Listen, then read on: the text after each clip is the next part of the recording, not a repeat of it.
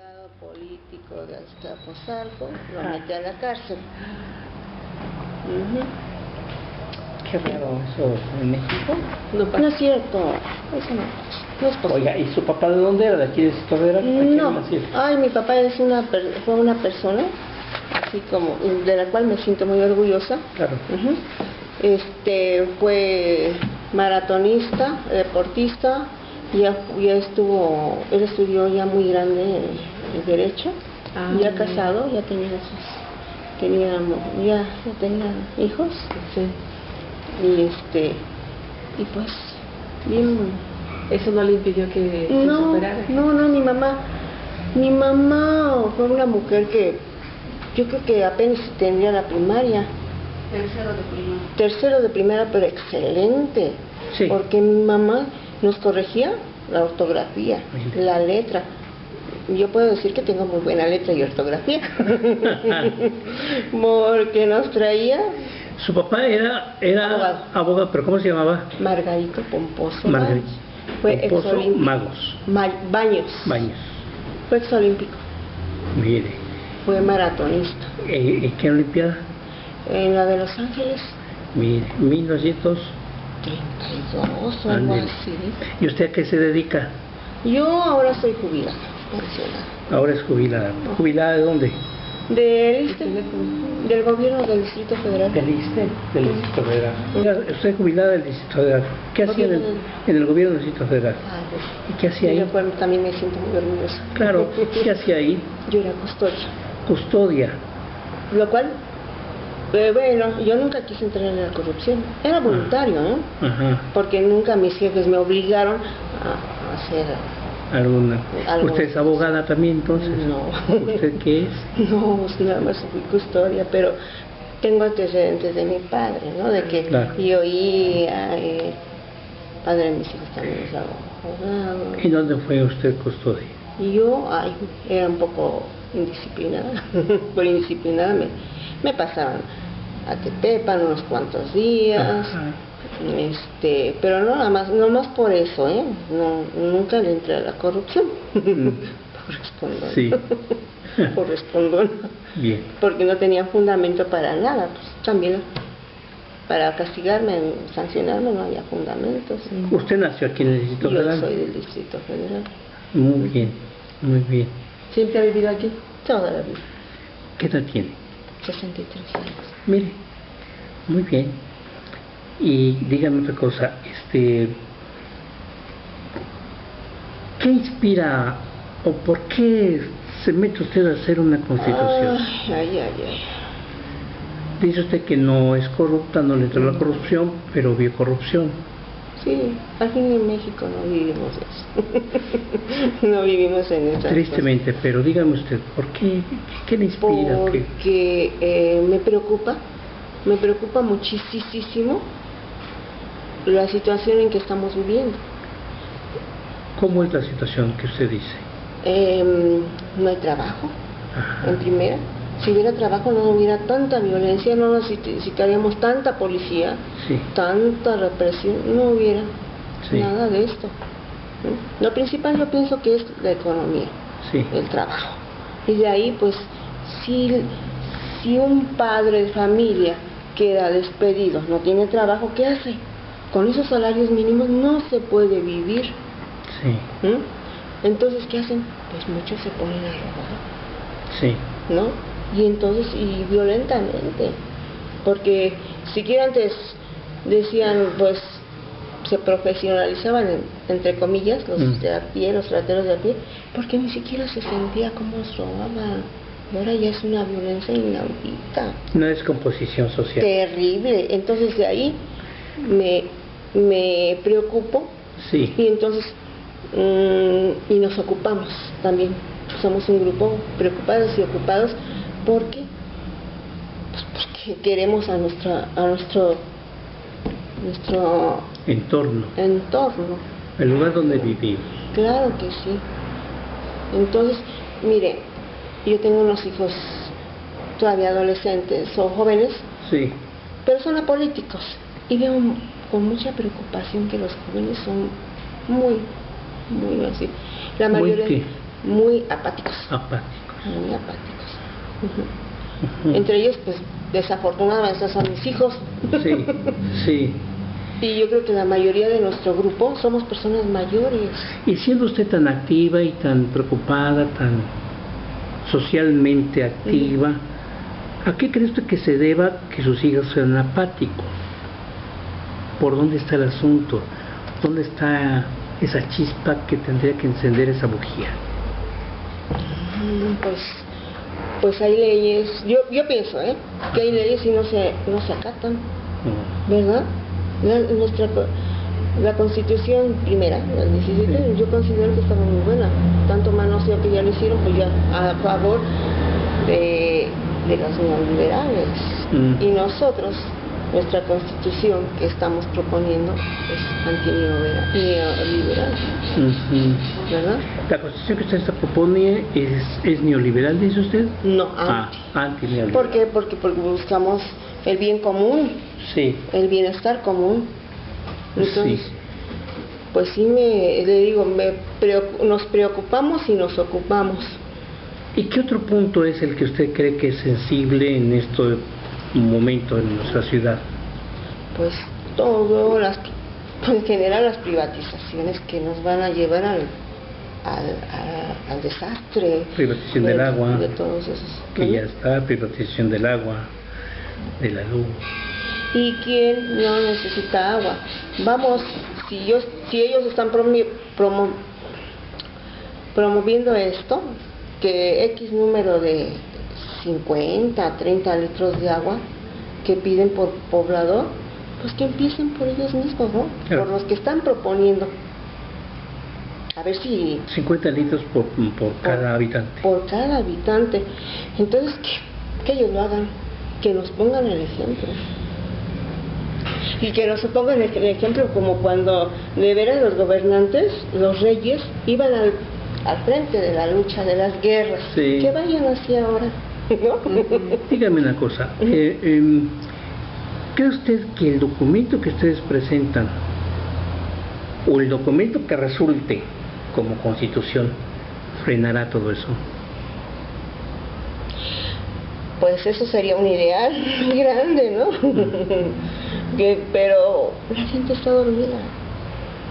La gente está bien dormida. Pues lo vimos en las elecciones. En las elecciones. Sí, menos del 30% participaron. Pero pues es lo mismo, ¿no? Por lo que hacen nuestros... ¿Cuántos empezaron a hacer este texto de la Constitución? Empezamos como 50, algo así. ¿Sí? 50. ¿Y cuántos terminaron haciéndola? Pues como... ¿Cuántas llegaron? No, como tal vez éramos bastantitos, como 80, pero después ya fue el filtro como todo, ¿no? Sí. Y terminaron. ¿A qué cree usted que se deba a eso? ¿No se pusieron de acuerdo? ¿Se fastidiaron? ¿Qué pasaba? Cuénteme. Al principio, como decían unos, ay, es que esto no tiene ni cabeza ni pies. Ajá. Y ya, pues nosotros ya, no importa, no nos importa, nosotros seguimos. ¿Cuánto tiempo se tardaron en hacer el texto? Fueron como 3 meses, pero teóricamente eran de 10 a 2 de la tarde. ¿Todos los días? No, los días sábados. Pero era intenso los debates porque no nos poníamos de acuerdo. De 10 de la mañana a 2 de la tarde. Sí, más, porque empezábamos, ¿no? Que nos quedamos, pues fuimos los más entusiastas. ¿Los más necios? Los más necios. Bien, y el tema central, y el que usted traía en la cabeza para ustedes es la corrupción y todo lo que está pasando. Y todo, pues eso se deriva de todo, ¿no? Sí. Porque para mí es lo principal, ¿no? Pues, ¿qué es eso de las políticas neoliberales, ¿no? Cuando nosotros teníamos una economía muy solidaria cuando antes de entrar al Tratado de Libre Comercio, ¿no? Sí. Y yo me acuerdo, valía mucho el dinero. Mi papá me decía, cómprate un terreno por San Bartolomé y valía como 20,000 pesos con 500 pesos mensuales. Yo ganaba 3,800 pesos. Fíjese. ¿Con cuánto me quedaba? Y ahora Sí. veo que me podía dar unos pequeños gustos, ¿no? Dígame, usted conoce que hay varios tratados de libre comercio. Uno de ellos es el de la Unión Europea con México, que se está renovando. Hay una cláusula democrática. ¿Usted sabe de qué se trata? No. En el Tratado de Libre Comercio de la Unión Europea con México, ellos impusieron una cláusula democrática. ¿Usted sabe de qué se trata? No recuerdo, en este momento no recuerdo. Pero sí me está diciendo que el neoliberalismo es preocupante. Mucho. ¿Sí? Bien, ahora dígame otra cosa. ¿Cuántos hijos tiene? Yo tengo 3. 3 hijos. ¿Qué edad tiene el mayor? Mi hija tiene 33 años. ¿El que le sigue cuántos años tiene? 23. ¿Y el más chico? 18. ¿A qué se dedican ellos? Ahorita están estudiando. Los 3 están estudiando. ¿Y cómo eran en la escuela? ¿Eran chambeadores, estudiantes, estudiosos, aplicados, con buen promedio? ¿O cómo eran? Pues son estudiosos. ¿Sí? Cuénteme más o menos un día, cuando ellos estaban en primaria, por ejemplo, ¿cómo era el día de usted con sus hijos? ¿Qué hacía usted con sus hijos? ¿Cómo trabajaba? Cuénteme un día de usted con sus hijos. ¿Usted trabajaba? Ay, la verdad, teníamos unas guardias, yo 24 para 48, y aparte para sustentarme tenía que vender algunas chacharitas. Entonces yo llegaba muy cansada, desvelada de mis guardias, y pues la verdad, así como que digamos, uy, tengo muchas ganas de llevarlo al parque, tengo ganas de aquí, no. ¿O qué te dejaron de tarea? Bueno, eso sí. ¿Qué hacía usted? ¿Usted les ayudaba en la tarea o les hacía la tarea? ¿Cómo era? No, nunca les ayudé a hacer la tarea, porque ellos debían de haberse responsabilizado. Pero sí les revisaba los cuadernos. ¿Qué hacía? ¿Cómo los revisaba? Sí, ¿Cómo proyectaba su preocupación por ellos? Pues que vayan, principalmente que fueran a la escuela. Ajá. Y que aprovecharan en lo que estaban, ¿no? La escuela. La travesura más dura, fuerte que a usted le haya preocupado de sus hijos, ¿cuál sería? La travesura, pues realmente ellos son muy tranquilos. Sí. Muy tranquilos. Nada de drogas, nada de no faltar a la escuela. No. Porque se ha ido a la casa. No, la prioridad es la escuela. Bien, y en ese contexto, dígame usted,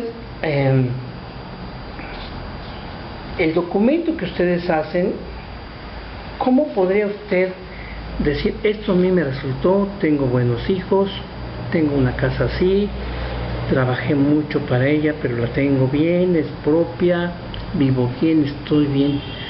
¿Cómo usted tradujo o cómo reflejó esas experiencias en el documento? ¿Qué es lo que primero que le vino a la mente? Bueno, mire, es que yo veo mi entorno. ¿Sí? Y realmente, tristemente veo a los jóvenes que se están drogando. Sí. O que los papás mandan a la escuela a los hijos, y aquí yo lo veo muy cercano. Aquí en el parque veo a niños jovencitos drogándose que vienen con mochilas. Y digo, sus papás los están mandando a la escuela, y aquí ¿dónde están? Y no se dan cuenta los papás. No se dan cuenta, ¿por qué? Pues porque trabajamos la mayor veces, llegamos cansados. ¿Qué?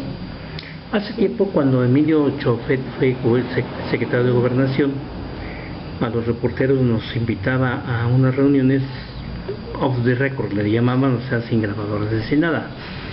Y una de las cosas que decía el señor secretario en aquel entonces era que la crisis que estábamos viviendo, que estamos viviendo todavía, tenía un origen, que era una crisis sobre todo estructural, Y él decía que los papás actuales habían sido hijos de papás que habían tenido que irse a trabajar, y que bueno, de repente el papá ya no le alcanzaba lo que tenía, y entonces la mamá tenía que meterse a trabajar, y entonces los hijos casi quedaban a la deriva. Y bueno, y de repente ya tampoco había problemas, se desbarataban matrimonios, por ejemplo, o había problemas entre los matrimonios, porque de repente a lo mejor la mujer ganaba más que el hombre, en fin, había ese tipo de problemas. Pero también la crisis que los alcanzó, y el hijo mayor tuvo que irse a trabajar, y entonces quedaron a la deriva los chamacos. Esos chamacos son adultos ahora y son los que tienen hijos. No es difícil adivinar que es por el neoliberalismo. ¿Cuánto tiempo tiene que se empezaron a aplicar todas esas políticas y el modelito económico que tiene muchos años más? Entonces, por lo que usted me cuenta respecto de cómo eran sus hijos, parece que ese fenómeno afortunadamente a su familia no le afectó tanto, pero usted ve su entorno que sí. Sí, a mí me duele, y me duele muchísimo. Sí.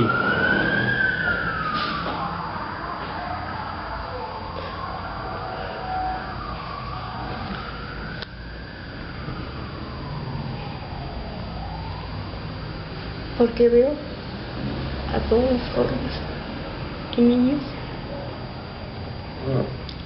veo a mis hijos, me puede mucho. Sí. Mucho. ¿Qué perspectiva de vida tienen la mayoría de jóvenes? Sí. Sí, muchos estudian, y qué frustrante es para ellos y para los padres, sí, que no encuentran trabajo, no hay trabajo. Mi hija no tiene trabajo. Sí. Mis hijos todavía no salen a ese campo. Ajá. ¿Cuáles? Salen de la escuela y ¿qué hay para ellos? Antes hasta nos ofrecían el trabajo. A mí me tuvieron a avisar varias veces que me presentaran al curso de capacitación. Y con un buen sueldo. Para mí era un buen sueldo, 3,800, y que comprara un trabajo, un terreno en San Bartolomé y Yalco que me costaba 20,000 pesos. Con 500 pesos de abono. Sí. Me rendía mucho el dinero, muchísimo, ¿no? Y entonces nuevamente mi pregunta. Ajá. ¿Usted cree que este documento que ustedes presentaron, que hicieron en 3 meses, que además es muy breve, son 110 artículos, cree usted que puede resolver ese problema que usted me plantea, ese problema que le aflige? Claro que sí, claro que sí. Para mí es una carta a los santos reyes. Pero, pues, ¿por qué no vamos a soñar? Y no nada más vamos a soñar, sino que, ¿por qué no podemos hacerlo con algunas personas, ir a los ciudadanos? Sí. Y pues por lo menos que se enteren, y por lo menos que no me quede la vergüenza que decirle a mis nietos, hijo, y que me reclamen, ustedes porque no hicieron nada. Ustedes estuvieron en manos para despertar a nuestros, ahora qué país le estamos dejando a nuestros descendientes. Sí. Destruido. No. Yo creo que todavía es tiempo que podamos informar sí. a las bases, y pues se podría empujar este proyecto. Sí. ¿Cómo participa usted? Usted pertenece al grupo de SEM